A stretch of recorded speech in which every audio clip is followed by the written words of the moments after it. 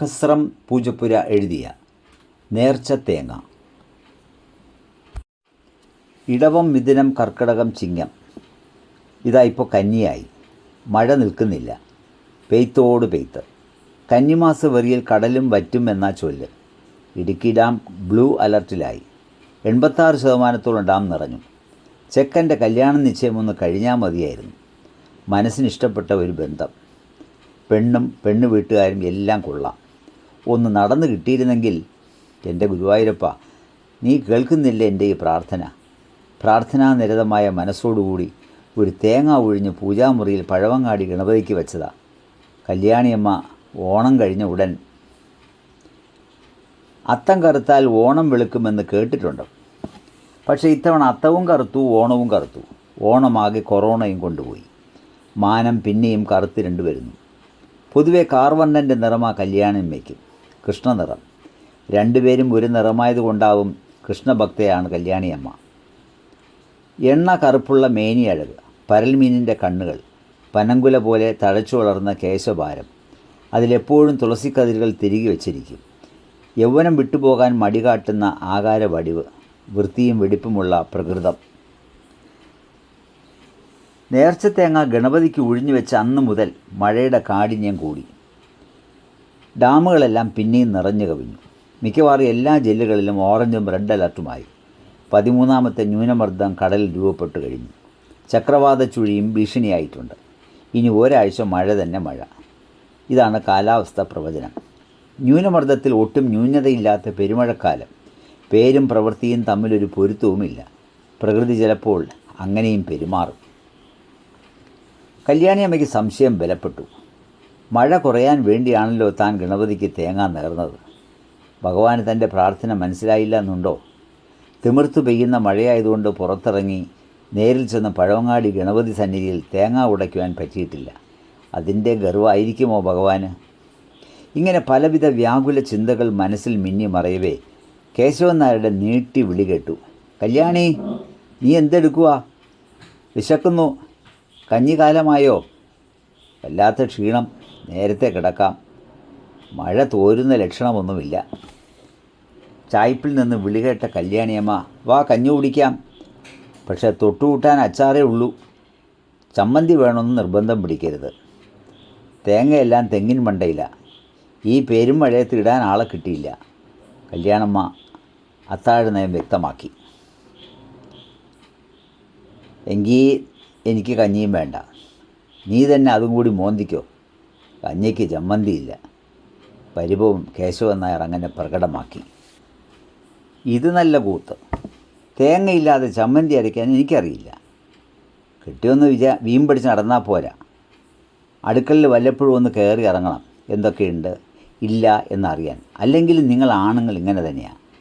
അടുക്കളയിലെ പെണ്ണുങ്ങളുടെ കഷ്ടപ്പാടുകൾ മനസ്സിലാക്കാത്ത കൂട്ടങ്ങളാണ്. വെറും തൻകാര്യക്കാർ. അരിശം കയറിയ കല്യാണിയമ്മ ആരോടൊന്നില്ലാതെ ഉറക്കെ അങ്ങ് പ്രതികരിച്ചു. വിശന്ന് മൂത്ത് ചുണ്ടി പിടിച്ചിരിക്കുന്ന കേശവൻ നായർ TV ഓഫ് ചെയ്ത് ബെഡ്റൂമിൽ കയറി കതകടച്ചു. ചമ്മന്തി അത്താഴ വില്ലനായി മാറുമെന്നുറപ്പായ കല്യാണിയമ്മ ചേട്ടനെ വാതിക്കൽ വന്ന് മുട്ടി വിളിച്ചു. അത്താഴപ്പട്ടിനൊന്നും കിടക്കണ്ട ചേട്ടാ, വാ പുറത്തു വാ, വഴിയുണ്ടാക്കാം.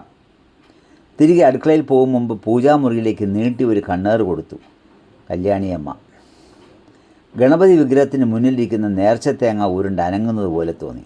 മുക്കണ്ണൻ തേങ്ങ പീഠത്തിലിരുന്ന് കറങ്ങുന്നത് പോലെയും തോന്നി. മുക്കണ്ണുകൾ കൊണ്ട് തന്നെ കടാക്ഷിക്കും പോലെ തോന്നി. കല്യാണിയമ്മയ്ക്ക് വെറും തോന്നലായിരിക്കാം. കൈകൊണ്ട് കണ്ണ് രണ്ടും ഒന്ന് ഒഴിഞ്ഞിട്ട് വീണ്ടും തേങ്ങയിലോട്ട് മുറിച്ച് നോക്കി കല്യാണിയമ്മ. അതെ, ഇപ്പോൾ തേങ്ങ തന്നെ മാടി വിളിക്കുന്നു. അതുരുണ്ട് താഴോട്ട് പതിച്ചു, തൻ്റെ കാൽക്കൽ വരുന്ന പോലെ. പിന്നെ ഒന്നും കല്യാണിയമ്മ ആലോചിച്ചില്ല. ഓടിച്ചെന്ന് ആ തേങ്ങയെ തൻ്റെ കൈകളിൽ താങ്ങി രക്ഷപ്പെടുത്തി. താഴെ വീണ് പൊട്ടിയിരുന്നെങ്കിലോ? ദൈവാധീനം കൊണ്ട് മുക്കണ്ണൻ തേങ്ങയ്ക്ക് പരിക്കൊന്നും പറ്റിയില്ല. നേർച്ച തേങ്ങ വീണുടയാൻ പാടില്ല. ഒരപശകുനം ഒഴിവായതിൽ കല്യാണിയമ്മ ആശ്വാസം കൊണ്ടു. എടി, നീ എന്തിനാ എന്നെ മുട്ടി വിളിച്ചേ? കഞ്ഞിയോ തന്നില്ല. ഉറങ്ങാനും സമ്മതിക്കില്ലേ നീ? തോരാ മഴ പെയ്യുന്ന രാത്രി വലിയൊരു വിഘ്നം ഒഴിവാക്കിയ വിഘ്നേശ്വരനെ മനസ്സിൽ ധ്യാനിച്ചുകൊണ്ട് കല്യാണിയമ്മ നേർച്ച തേങ്ങയും കൊണ്ട് അടുക്കളയിലേക്കൊരു പാച്ചിൽ. വെട്ടുകത്തി മുറിച്ചു പിടിച്ച് തേങ്ങാക്കൊരു വെട്ടുവെട്ടി. വെട്ടൊന്ന് മുറി 2, നേർപകുതിയായി 2 മുറി തേങ്ങ. ഇത്രയും കൃത്യതയോടുകൂടിയ തേങ്ങാമുറി ഇതുവരെയും കിട്ടിയിട്ടുമില്ല. ലക്ഷണമൊത്ത 2 മുറി തേങ്ങ. ക്ഷണനേരം കൊണ്ട് ചുട്ടരച്ച തേങ്ങാ ചമ്മന്തി തയ്യാർ. പുരുഷൻ്റെ ഹൃദയത്തിലേക്കുള്ള വഴി വായിൽ കൂടിയാണെന്ന് മുത്തശ്ശി കൂടെ പറയുന്നത് എത്ര ശരിയെന്ന് ശരിക്കും ബോധ്യപ്പെട്ട നിമിഷങ്ങൾ. മിക്സിയുടെ ശബ്ദം കേട്ട് കേശവൻ നായർക്ക് മനസ്സിലായി കഞ്ഞിക്ക് ചമ്മന്തി റെഡിയായെന്ന്. കതക് തുറന്ന് പയ്യെ തീൻമേശയിൽ വന്നിരുന്നു. ചുട്ടരച്ച തേങ്ങ ചമ്മന്തിയുടെ മണം മൂക്കിലടിച്ചപ്പോൾ നാക്കിലെ രുചിമുകുളങ്ങൾ വയറ്റിലെ വിശപ്പിനെ ഇരട്ടിപ്പിച്ചു. കല്യാണിയമ്മ സ്നേഹത്തോടെ വിളമ്പിയ ചൂട് കഞ്ഞിക്കും ചമ്മന്തിക്കും പെരുത്ത രുചി. മേമ്പൊടിയായി ചുട്ട പപ്പടവും കടുമാങ്ങ അച്ചാറും. പുറമേ തകർത്ത് പെയ്യുന്ന മഴയിൽ തണുത്ത് കുതിർത്തിരിക്കുന്ന ശരീരത്തിന് ചൂട് കഞ്ഞി തരുന്ന സുഖം പറഞ്ഞറിയിക്കാൻ പറ്റില്ല. അത് കഞ്ഞി കുടിച്ച് തന്നെ രസിക്കണം. ആവോളം രസിച്ചു കുടിച്ച് തൃപ്തനായി കേശവൻ നായർ അന്ന് രാത്രി പിന്നെ മഴ പെയ്തില്ല. അടുത്ത ദിവസം രാവിലെയും പെയ്തില്ല. മഴയുടെ തോത് കുറഞ്ഞത് ഇല്ലാതായി. പുതുതായി ന്യൂനമർദ്ദങ്ങളും ചക്രവാത ചുഴികളും രൂപപ്പെട്ടില്ല. എൻ്റെ വിഘ്നേശ്വര, എങ്കിലും നീ എൻ്റെ പ്രാർത്ഥന വല്ലാതെ തെറ്റിദ്ധരിച്ചുവല്ലോ. കല്യാണിയമ്മ കൈകൾ മേൽപോട്ടുയർത്തി പരാതിപ്പെട്ടു. കലികാല വൈഭവം അല്ലാതെ എന്തു പറയാൻ? പ്രാർത്ഥന പോലും മനസ്സിലാവാത്ത ദൈവങ്ങളുണ്ടോ? ഞാൻ എന്തോ പ്രാർത്ഥിച്ചു, ദൈവം എന്തോ കേട്ടു, എന്തോ മനസ്സിലാക്കി. പ്രാർത്ഥന മനസ്സിലാവാത്ത ദൈവങ്ങളുണ്ടോ? ആശയവിനിമയത്തിലെ അസംഷ്ടത എന്ന് പറയുന്നത് ഇങ്ങനെയായിരിക്കും. കല്യാണിയമ്മ മനസ്സിൽ മന്ത്രിച്ചു. ഈ മനുഷ്യജന്മം തന്നെ വലിയൊരു കടമായിരിക്കെ എല്ലാ കടങ്ങളും അങ്ങനെ നികത്തിപ്പോയാൽ ശരിയാവില്ലല്ലോ. ഭഗവാനെ, നിന്നോട് ഞാൻ എന്നും എപ്പോഴും കടപ്പെട്ടിരിക്കുന്നു. അല്ലെങ്കിൽ നേർച്ച പണ്ടങ്ങൾ ആവശ്യക്കാർക്കുള്ളതാണ്. എല്ലാവരുടെയും ആവശ്യങ്ങൾ കഴിഞ്ഞ് മിച്ചമുണ്ടെങ്കിൽ മാത്രമേ ഭഗവാൻ സ്വീകരിക്കൂ എന്ന് മുത്തശ്ശി പറഞ്ഞു കേട്ടിട്ടുണ്ട്. അതാണ് അവിടുത്തെ നയമെന്ന് എനിക്ക് നന്നായിട്ടറിയാം.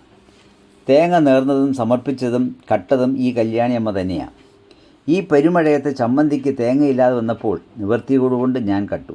ഭഗവാനെ, നിൻ്റെ നേർച്ച തേങ്ങ കട്ടു. ചമ്മന്തി ഇല്ലെങ്കിൽ കേശവൻ നായർ കഞ്ഞി കുടിക്കില്ലെന്നറിയാമല്ലോ നിനക്ക്. എല്ലാം അറിയുന്ന നിനക്ക് അങ്ങേരെ അത്താഴപ്പട്ടിണി കിട്ടാൽ എനിക്ക് 8ൻ്റെ പണി കിട്ടുമെന്ന് നിനക്കറിയാം. അടുത്ത മാസം തേങ്ങ അടയ്ക്കുമ്പോൾ 1-ന് 2 തിരികെ തന്നോളാം. നീ ഒന്ന് എന്നോട് ക്ഷമിക്ക് വിഘ്നേശ്വര. ഉത്തരത്തിൽ നിന്നും പല്ലി 3 വട്ടം ചിലച്ചു. സത്യം, ഗൗളിശാസ്ത്രം തെറ്റില്ല. എൻ്റെ ഭഗവാനെ, 1-ന് 2 തിരികെ തന്നോളാം. അത്താഴവും കഴിച്ച് അടുക്കളയും പൂട്ടി കല്യാണിയമ്മ പ്രാർത്ഥിച്ചു കിടന്നു. നേർച്ച തേങ്ങ ഇവിടെ അവസാനിക്കുന്നു. ഇതെഴുതിയത് സഹസ്രം പൂജപ്പുര.